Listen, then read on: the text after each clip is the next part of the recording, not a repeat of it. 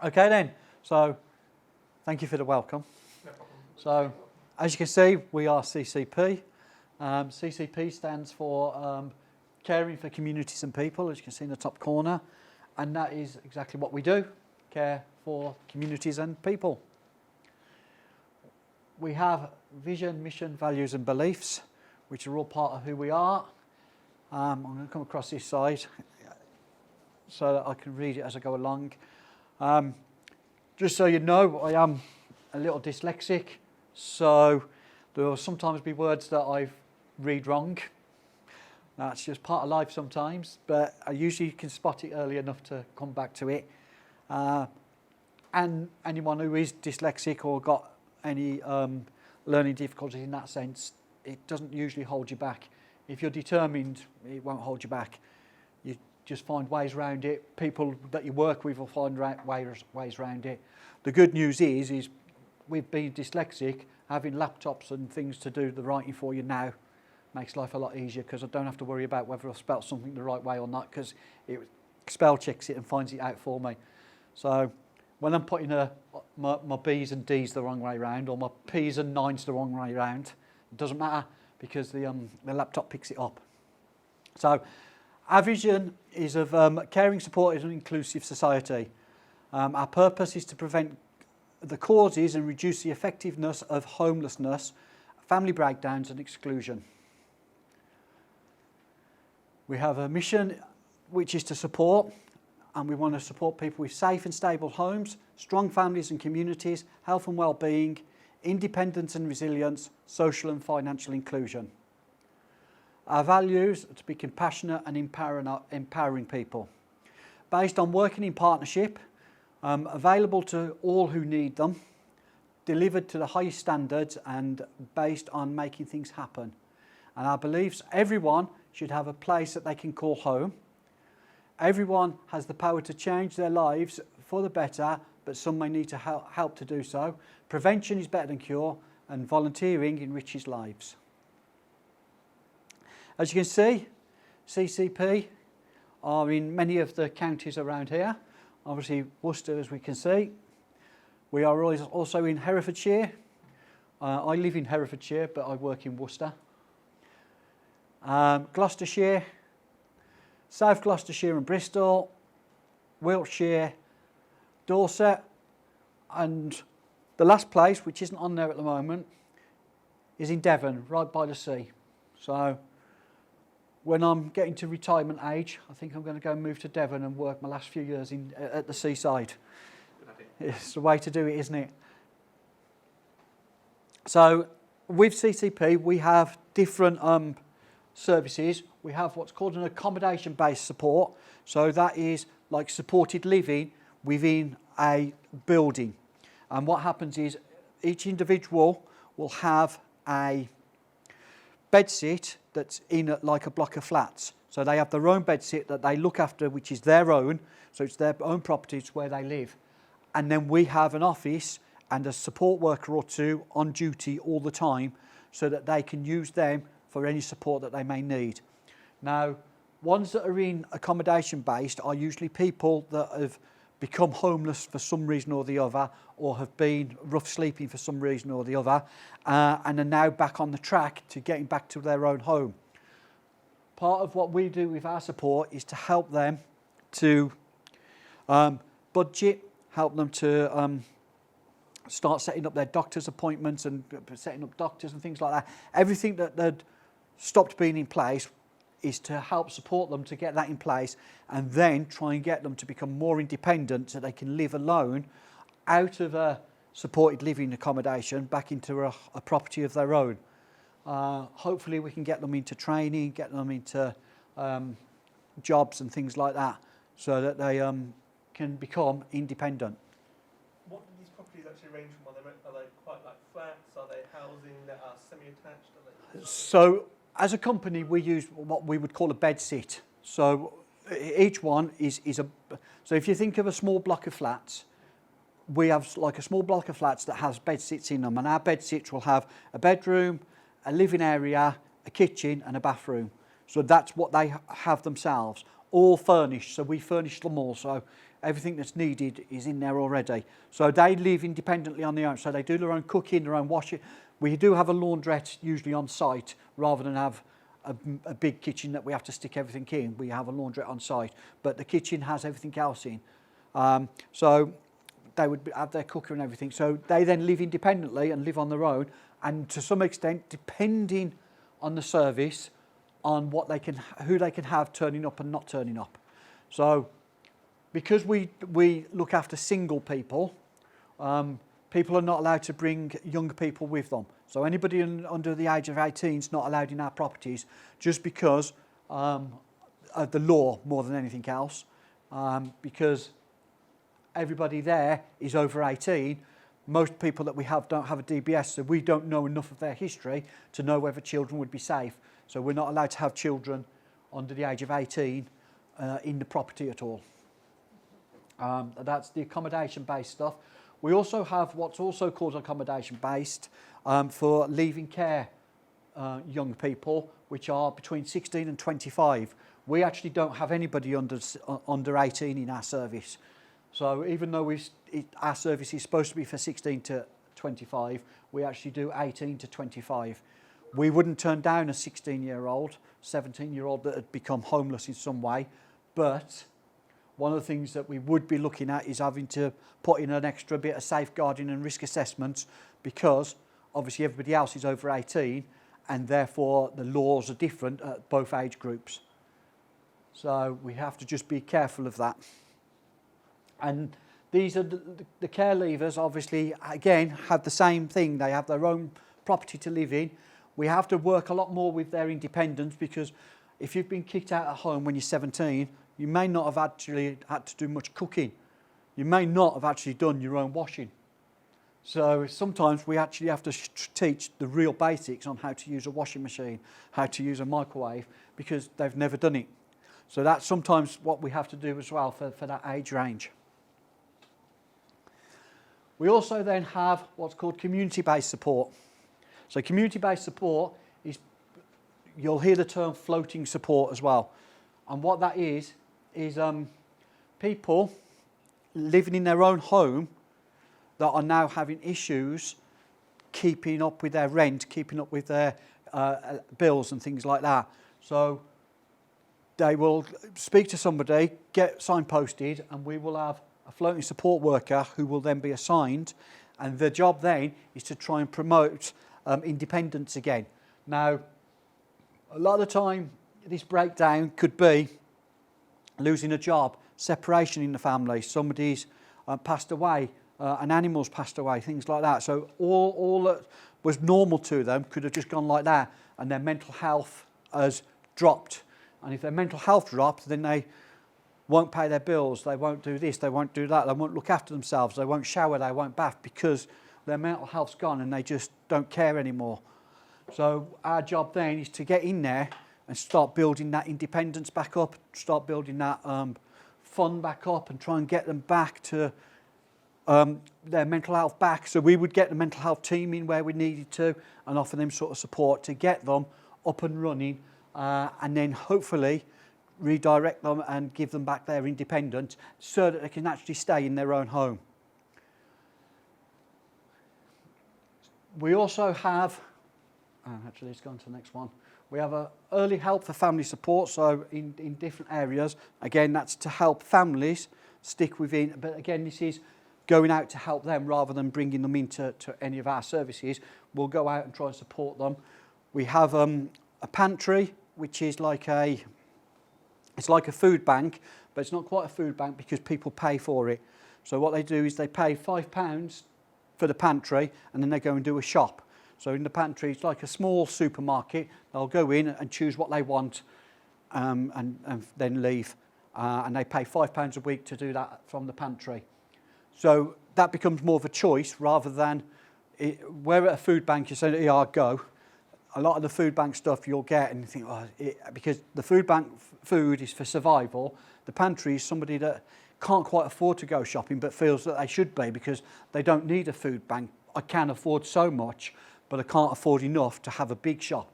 So what the pantry does is gives you pay a fiver and then you can have like 20 quid's worth of shopping, and that sort of thing. So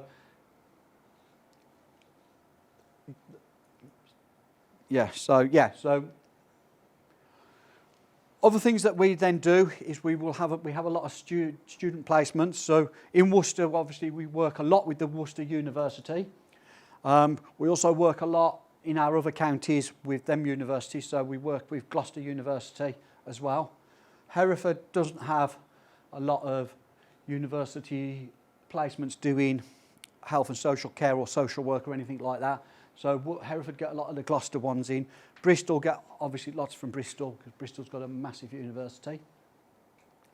And our student placements, again, it depends on the agreement. We'll either have a year with us or 70 days with us or 20 days, depending on what the placement is. And they will firstly go out with our support workers and shadow them and understand it. But as the time goes by, they will actually be given cases that they work on themselves. So they will then take the lead with a mentor working alongside them or being the sort of understudy then. So if there was questions, then the mentor, so that mentor can sometimes be me, but most of the time it would be one of my colleagues. But then they come to us and then we would sort of advise them what they should be doing. But they are left, once everything's sorted, they are left to sort of do their own projects and that. But there's also always a practice educator in, so they'll be assigned a lead anyway, which would have been Richard, who would have been here today, but he can't make it today. So you'd be working on the front line, working with wherever you wanted to work. So if you says, I wanted to work in, if you come along and wanted to work in the pantry, you could work in the pantry, and we can work that way. If you wanted to work with people in their own accommodation, out and about, so you'd go and support them there. We also do drop-in centres, so we've got drop-ins in different areas where people who have got needs can just come in and get advice from us and then go off.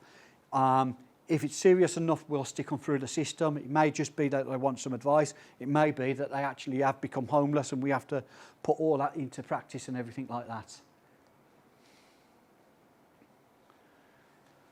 So we also, obviously, with volunteering, so you don't have to be a student to get some experience with us. We do take volunteers. The only thing that we stipulate is for a volunteer to be 18 years or over. Just because when we work with adults, and therefore our contract means that we're not allowed to have anybody under the age of 18 working for us or volunteering for us directly. We can indirectly have people under 18 volunteering, so they can be part of the fundraising, they can come on some of the events and things like that. They're just not allowed to be frontline or within our basements and things, and in our offices and things like that. So volunteering obviously will increase your confidence, help you with new skills, and obviously give you experience. And the amount of times that somebody will ask you, what experience do you have when you're in an interview? Saying none isn't great. Saying, well, I've done 70 hours with CCP or I've done 4 weeks with age concern is a good step. So there are barriers to volunteering. Some people say, well, I'm too busy. How can I volunteer? In reality, we can do an hour a week for a year. You've got 50 weeks, 50 days, 50 hours experience, which is a week's work. So you'd have a week experience. But if you was doing just the hour, we'd actually push in so much more into that hour, so you'd understand a lot more than it being a little bit slower. You would then be put out on the front. It says, some people say, well, I don't know what I'd be good at. To be fair, until you get into work, whoever you are, none of us really know what we're good at. And then suddenly we find things as we're going along. And when we realise what we're good at, we can still start following that path. So at 18, 19, 20, do we know where we was going? No, at 19 and 20, my job was a warehouse person and driver. I wasn't working in care at all. But you come to a place in life where you're thinking, this isn't what I want to do. I want to be, and you come to a place where you make a decision and you start finding experience. So I started volunteering out on the streets of Birmingham with homeless people. That's where my passion started coming. And suddenly I had this passion to work with people who were living on the streets. And therefore, the job that I was doing was so empty, because when I was out volunteering every Friday night, it just felt like I was doing something that was worthwhile, something that was important. So what you do is you then find out, I think, okay, how do I develop this into a job, into a career? So, and that's what I did. So, and that all started by me volunteering out on the streets of Birmingham. What can you gain? Again, lots of things we can gain. Increase your own confidence, your own self-belief. You'll meet new people, get new skills. Might even gain new hobbies. There are times when you go out with people and you start doing things that you've never done before. I had a guy I used to work with in a wheelchair. I got so jealous of him because I used to have to take him to power chair football. I wasn't allowed to play. But he was there enjoying himself, and I wanted to go and I was never allowed to have a go. So I got a little bit jealous, but that's the sort of thing that comes across. He also did something called Bosher Bowls. And man, I didn't realise how hard that was until I started playing and it was all beating me. Yeah, so you get to do new hobbies. So people will think, well, I can volunteer and get me a new hobby. Well, actually, you'll go with other people, see what they're doing, and then start picking up different things that you start enjoying. So within CCP, things that we can volunteer with, obviously direct volunteering with the direct services. We can or indirectly volunteer. That would be things like fundraising, collection drives and things like that. So at the moment, coming up to Christmas, we do something that's called Hamper Scamper. So what we're doing is putting together hampers for those that are less fortunate or vulnerable. And we will go around and deliver a hamper to them to their door, which will be basically a Christmas hamper. And there'll be things in there that maybe they can't usually afford to buy. Maybe they've not even thought about buying things like crackers, maybe a bar of chocolate, that sort of thing, because they haven't got the luxury to buy those sort of things. So they just get the essentials. We have youth. You can volunteer in youth groups. This is not just with us, but with other people. You can volunteer with youth groups, with animals. You can volunteer as admin and receptionists. There's a lot of charities out there that need people to do some admin for them. There's lots of clubs out there that are looking for people to join their boards and things like that, where you can take minutes or take notes like a secretary. So things like that you can be doing. You could become an accountant at one of them, look after their books and things like that. So it is things that you can do. You can go and volunteer in some of the charity shops and things like that. So, and these will just give you lots and lots of new skills, and it will also look good on a CV. So this is our referral criteria as CCP. Other people's are slightly different for the simple reason is that obviously our criteria is 18 plus.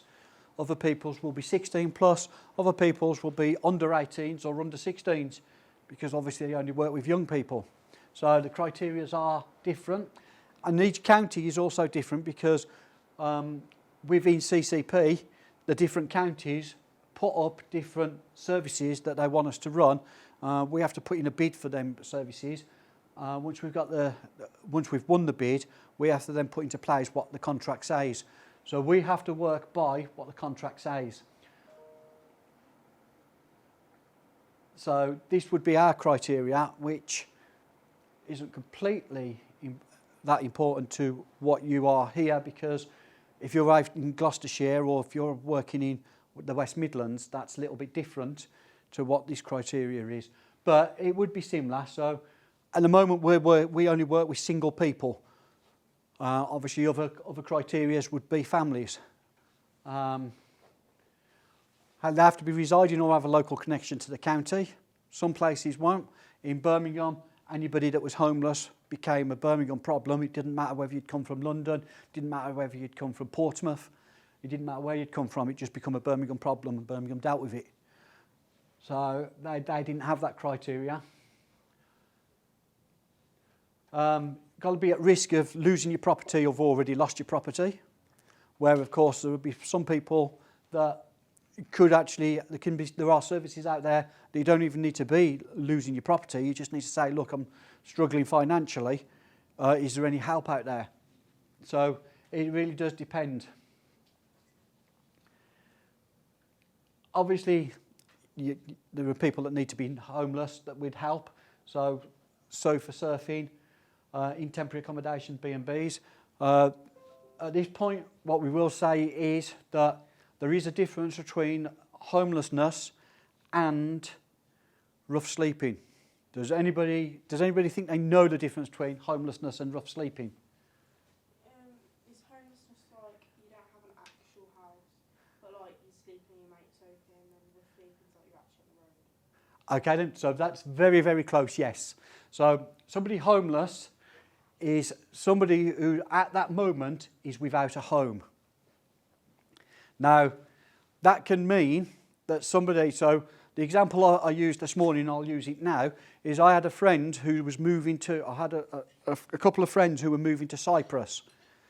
They sold their property here and were moving to Cyprus, but they had 10 days before their flight. So actually for 10 days, they was what people would call homeless. So they was officially homeless. Now what they did is go and move in with a friend and live in their living room for 10 days. So those were officially homeless. That also then therefore shows that actually anybody can become homeless. And they're only homeless because they were at that moment without a home. So we can all be without a home. A lot of the time it will be somebody that's been kicked out and are sleeping in somebody's guest room or sleeping on somebody's sofa. So yeah, rough sleeping is somebody who has no home whatsoever and nowhere to go, and they are sleeping on the streets, sleeping on a bench, sleeping under an underpass. So what you says is basically bang on, yeah. But yeah, that's what rough sleeping is, that's what homelessness is. So there's a chance of all of us could at some point in our lives become homeless. It may only be for a short term, it may only be for 3 days, it may be for 3 weeks, it may be for 3 months, but it wouldn't be anything too major. But again, homelessness, you can be sleeping around on somebody's sofa for 6, 7, 8 months. If certainly you haven't spoke to anybody and they've tried to get you accommodated somewhere. People in temporary accommodation are still called homeless. So you may be in a temporary accommodation which is like 2 or 3 years long and your accommodation lasts for 2 or 3 years. You would still be classed as homeless because you don't have somewhere that you can call your home permanently. So all these things that we would be doing is exactly this. So we'd be doing initial assessments. We would be full person-centred package. So it is all about, each package is about the person as an individual. It's not, this is how we do it, you fit into that. It's, what do you need? Let us fit it around you. So it is about being person-centred. What we will be trying to do at all times is improve health and well-being, because if you've been living homeless or your mental health's gone right down, that you may have stopped caring for yourself. Your personal hygiene might have gone down. Your health, you're not eating properly, you're not drinking enough, you're onto the wrong stuff. And then obviously we then get the extremes where people will go into drinking alcohol, onto drugs, and that sort of thing. So it then goes to the extreme. So our job will also then be to improve health and well-being. And that would be, depending on the person again, it would definitely be weekly check-ins. It may sometimes only be a phone call. Other times it could be more often than that, like daily. Depends on how good or bad they are. What's the main reason people become homeless? So most of the people that we work with becoming homeless, so the two things are one is that they start getting into abuse of some form, drug, alcohol, betting, them sort of. So they become addicted to something where their money starts going in the wrong direction, and then they become that way. Other one is because of domestic violence, usually male on female, but not entirely. It does happen the other way, and it also happens to young people. So some young people become homeless because they've been beat up by family and they're just running away. So that would be one of the second reasons. And then the third reason is mental health. Something's happened in life that their mental health has gone. So that could be a death of a family member, lost their job, anything like that, where it suddenly affects you completely. Your mental health would be gone, and you stop looking after yourself, you stop feeding yourself and things like that, and then you end up getting evicted from your property because you haven't paid your bills and you haven't paid your rent for 6 or 7 months. So them are the main reasons. Then there's lots of other little reasons that sort of become we're not that sure about yet, because it's hard to sort of notice whether that's to do with one of the other reasons or something else. One of the things that I have noticed over the last 12 months is there's a lot of young people being kicked out by a step-parent. So that's something that started to just show a little bit of a trend. So we are starting to have a little look into that, because we don't know if that's just something significant, or it's just something that just happened and that was just a one-off sort of year. But it's something that we're all having a look at now. Some of the things that we will obviously, as I says, is trying to discuss things with the tenant and the landlord to try and see if we can come up with some resolution. We'll be trying to maximise income, so whether that's through benefits or whether that's through getting people jobs and training. We try and support with ID, so people have ID so they can actually get into services. Get people, trying to help people to be rent ready so that they're ready to start paying their rent and things like that. That may be that things like that we've just got a pot ready for them, so when they get somewhere they've got a deposit to put down. So it can be things like that. And of course, throughout the whole time that somebody's with us, we will be also supporting and signposting. So there may be services that we can't offer. We don't personally have food banks, so obviously we'd have to signpost them to food banks. So you got a question? How many people would actually work around that one person in that centre of that care plan? How many people would be involved in that? So within our service, again, depends on the service. So if we're doing the community-based service, it's a one-to-one in that sense. So it's one person. Usually we would have a student with us, so it ends up usually being 2-to-1. But it's officially 1-to-1 in that service. It's 1-to-1, but there's the backup team as well. So I would be part of that backup team. So if somebody rang up and the person who was supposed to be working with them wasn't available, myself or one of my managers would take over as a duty of care and as an emergency to get out there and do what's needed to be done. So though it's officially one, there's obviously a team still there that would jump out and jump in and get on with it. In the accommodation based, it would be whatever staffing number is for that property. So the one in Hereford has like 5 or 6 members of staff on duty every day of the week, because they've got 2 or 3 different offices, and those different offices work alongside the people there. In Worcester, the office is there's only 2 members of staff on duty, usually the manager and a support worker, or the manager and the senior support worker. But those are different people. They can be different people each day. So the support worker and the senior support workers are 2 different people, and then obviously rota who's on and who's not on. So in the accommodation based, it's whoever's on duty would work with that person. And they would have all their details are on the computers and there. So we can tap in straight away, where the other ones we have to go into other information to find that information out more.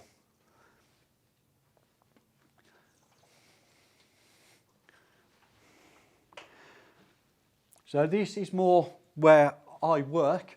I work for the Homeless Prevention Service, and that is the service that we are trying to prevent people becoming homeless. So this is what we'd call a community-based service. So that's people out in the community.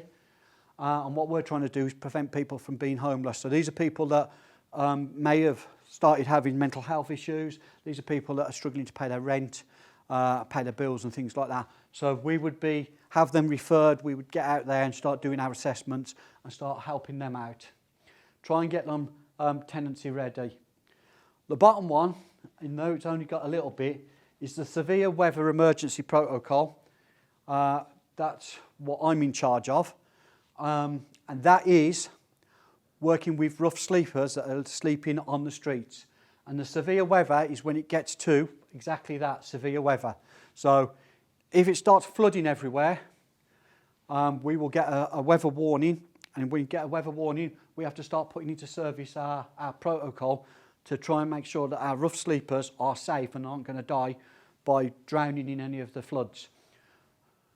In the winter, obviously, when it gets down to snow, 0 degrees, freezing point, we make sure that we've got our rough sleepers off the streets, or at least offer them something that's off the streets.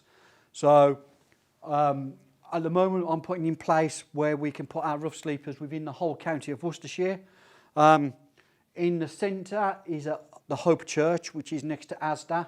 We rent out their middle floor, which is a great big room about the size of this room, and we put all the rough sleepers in there any night that's 0 degrees or below, and they will sleep in there either on a roll mat or on a camp bed, depends what we've been donated. So we'll have them sleeping there. We have the same in Malvern, the same in Evesham, and the same in Redditch. So there's 4 different places. The Evesham, Redditch and Malvern, it's new this year to being communal. Last year they was being put in bed and breakfasts, but government have cut their finances, so we have to find a cheaper way to do it. So we're back into communal rooms. Worcester's about the size of this room. The other venue is about half the size of this room. So, say again. Half the size of this room, how many people's going in there? Because it's only places like Malvern or Evesham, we're only looking at 4, 5, maybe 6 at the most. So, but in Worcester, officially we can take 20. If 24 turned up, we would still put them in there, because we've got a choice of either saying no, we're too full, you can go out and die, or actually come in, we'll make room. So it would be come in and we'd make room. So we would put something in place that are not. If we did get 24, there's also a chance that we would decide which ones we're going to put in a bed and breakfast and get them sent to a bed and breakfast. So that's how we would do that. And with once they've been in, if they're not already in our system, the next morning we would be directing them to the system that they need to get into, so that all the paperwork can be done for them to be registered as homeless and rough sleeping. Half the people that come in are people that we've seen before. The other half are new to the streets, so we obviously have to put them through the system. The ones that are usually new to the streets go through the system and you won't see them again, because the system half the time works. The other half are usually people with addiction issues, or their mental health is so bad that it would find it hard to get their mental health up enough so that they can start thinking a little bit straighter and understanding that living on the street, living without food isn't a good idea. When we can get past that, then we can start getting them into the next steps of recovery.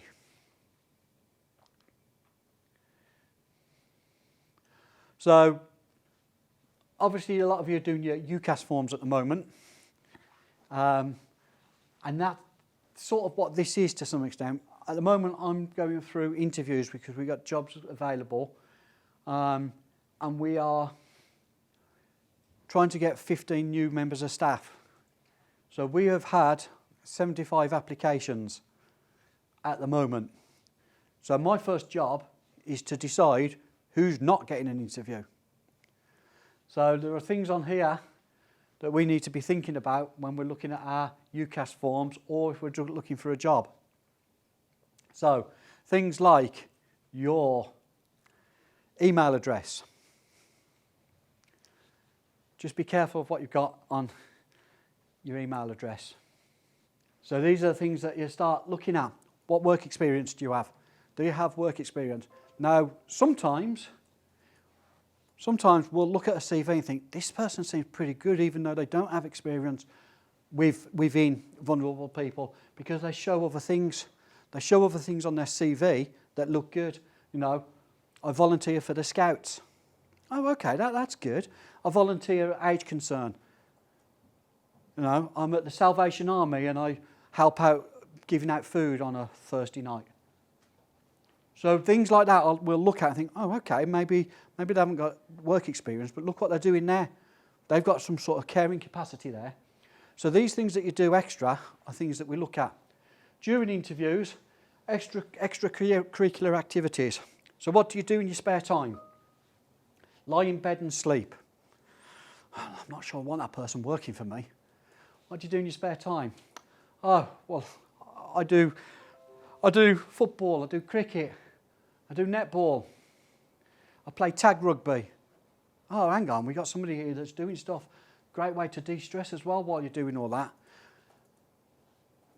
I climb hills, I go mountaineering.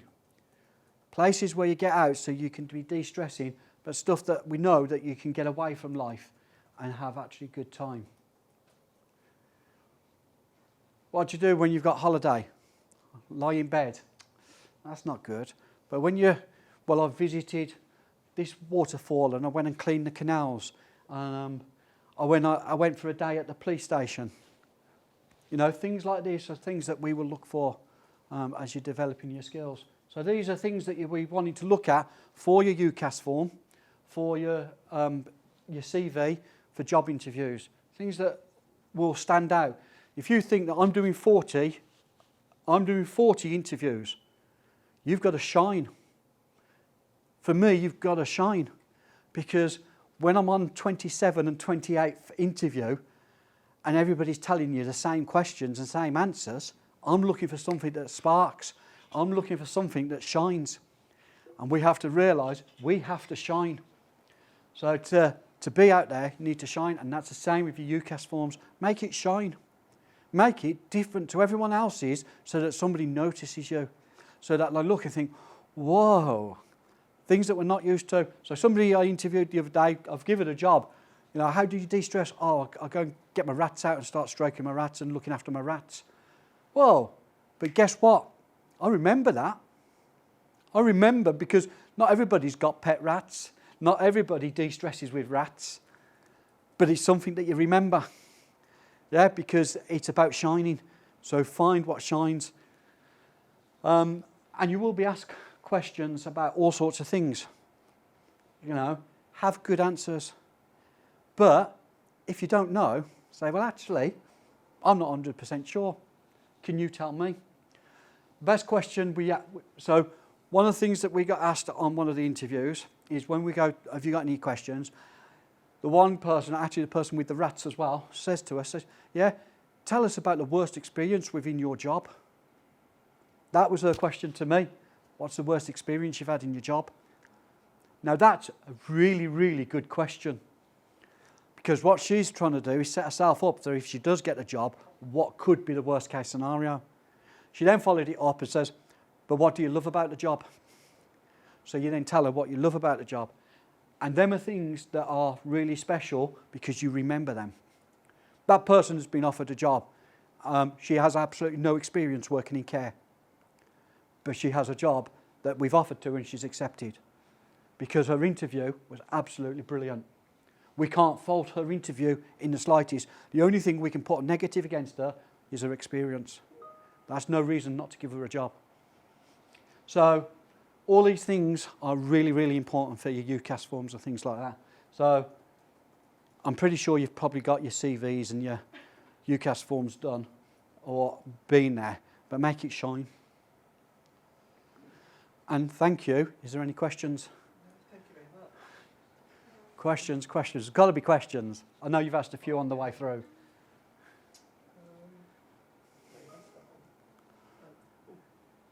If you have residents that go down in mental health while you're looking after them, do do you refer them to more on counsellors? Do you have that set up in So your own system?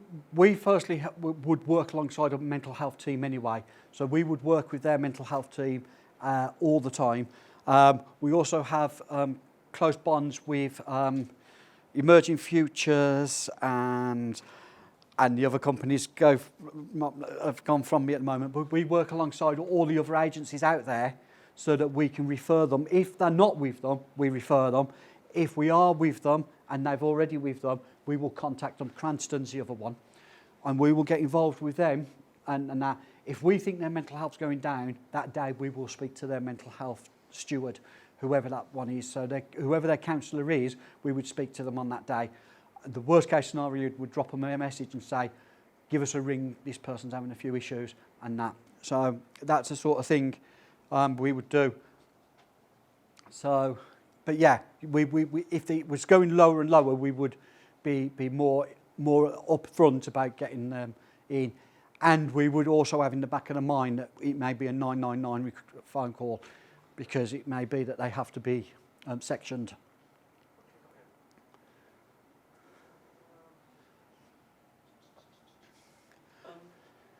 What about with pets? If you have a rough sleep coming with pets, say a dog or something else like that? So the rough sleepers, we do have a pet policy, and we would allow them.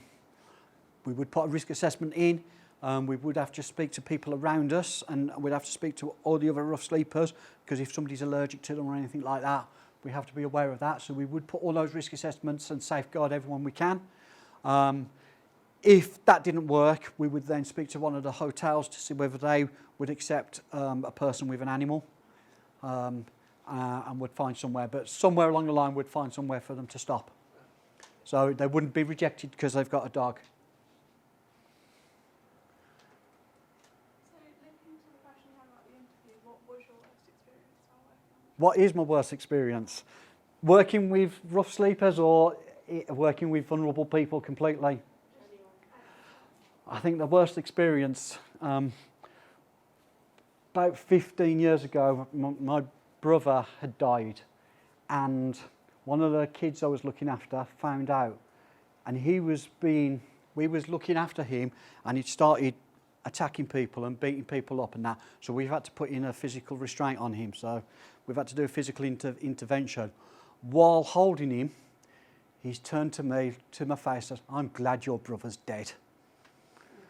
Now, you imagine me having to stay dignified, in control, and not upset at that moment.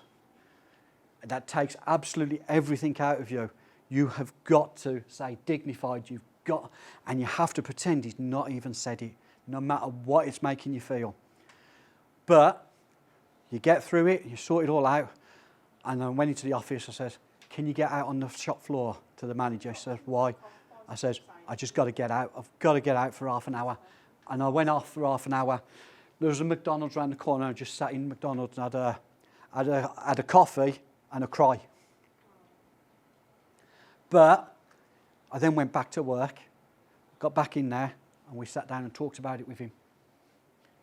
I just sat down and talked about it with him. And all that. So that would be the worst experience I've ever had, just because it was a lot more personal and a lot more emotional. And it's about trying to still completely be professional, however hurt you are. And that was so painful, but what I'm proud of is that I stayed completely professional. And I knew that I could just go out and... I was glad McDonald's was next door, basically, because then I could just get away from it and just have that half an hour. But yeah, that would be my worst experience.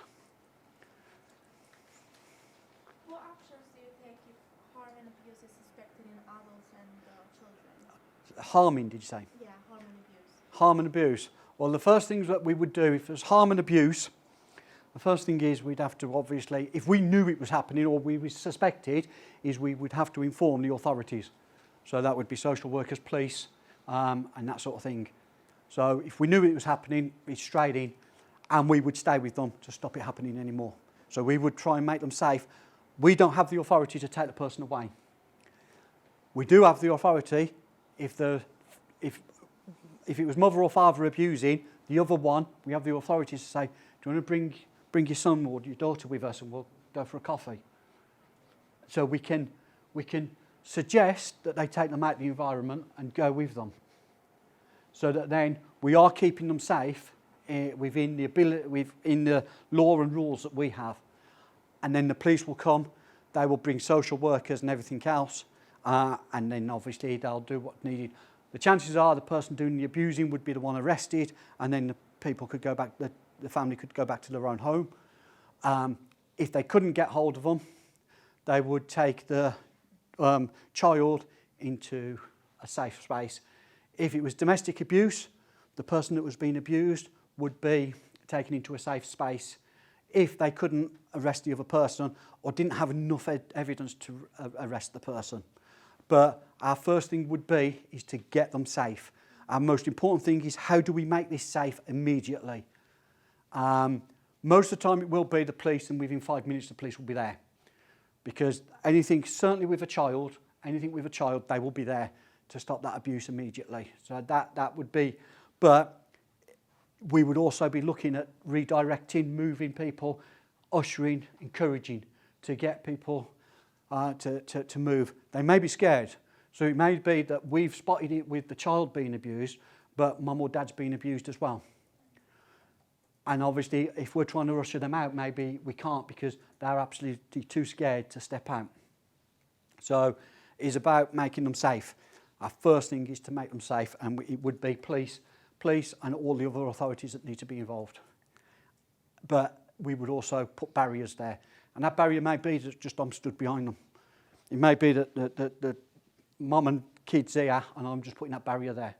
And I may even just be talking to them, the person, getting them to calm down, because I know they're safe, because I'm in the way. And that barrier's there so I don't need to physically get involved. I can just step in and start talking to him. And he doesn't know that I've just protected them, because I've come in, seen the situation, know they need protecting, step in, start talking to them face to face. They've not even got a clue that you've just put that barrier there. But my job is to put that barrier there. And I don't need to physically get punching anyone, grabbing anyone. I just put that barrier there. So with those situations, how do you safeguard yourself? How do I safeguard myself? We do have on-call officers on duty all the time. 90% of the time we won't go one-to-one. We will have a second person with us, so we would always have a second person. If it was one-to-one, for me, somebody vulnerable and in trouble, it needs safeguarding firstly before I do. Because I'm at sound mind, I'm not the one under the stress of being beat up, being abused in any way. So I'm of sound mind, so I can protect myself to some extent. That's how I would safeguard in an immediate situation. I would, obviously, they would know where I was anyway. So through my calendar and through what I'm doing, people would know where I was. So I wouldn't be alone. They would also know where I'm supposed to be next. So from here, if I disappeared after being here all day, at 3 o'clock, my colleagues would be going, "What's happened to Dave at the college?" And then they'd start trying to inquire where I've gone. If I don't answer my phone, they're going to start getting worried what's happened here, and they're immediately putting in the calls to who they need to. They'll be ringing on call, they'll be sending out some of the support staff, if not ringing the police. So all that's all in place. Now, some services through the country, you will have alarms. So this doesn't have it, but you'll have a lanyard that's got an alarm on it. Just pull that down, and the alarm goes off. It alerts people that somebody's in trouble, and it starts recording. So when you do that, it starts recording. The lanyard breaks, starts recording, and alarms go off. So depending on what clientele you're working with. So I've warned them before. The job that I do at the moment, I don't use them because everywhere we are with people is CCTV'd. So at the churches and things like that, what we're using for the rough sleepers, they've all got CCTV on them. If you're doing a one-to-one with any of the community-based people. You would do it in somewhere like Costa or at the library or somewhere like that, and you'd do the one-to-one there in a private space, but where the CCTV is. If you're going to somebody's house, it would be 2-to-1. So there's a second person there at all times. And of course, all the time, you've got your works phone with you. Now, what was your best experience? The best thing about my job, and it's just in general rather than anything else, is you can make a difference. The most important thing is you make a difference. Sometimes those differences are massive. You look at it and think, whoa. Sometimes they're just that little. Sometimes it's actually, I've got you to go to that coffee shop on your own. I've got you to join that meeting. Sometimes it can be really little. I've got you playing football. I've got you doing your squash. I've got you doing your needlework.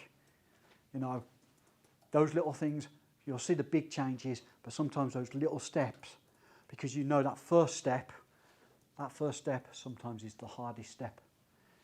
Getting across that border, getting across that door line to step in to do needlework at the needlework club is a massive step. That first step is the big step. And then you will slowly watch that get better and better. The steps become 2 steps, then 3 steps, then 4 steps. And by then, you don't know because they've come off your system because they're in such a good place that you don't know how far down the line they've gone. So it is the general that you get. You just see those little improvements.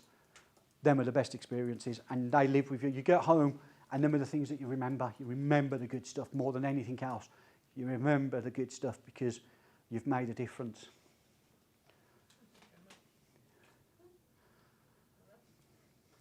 Thank you very much. Thank you. Thank you. That was really good. That's it. Good, good.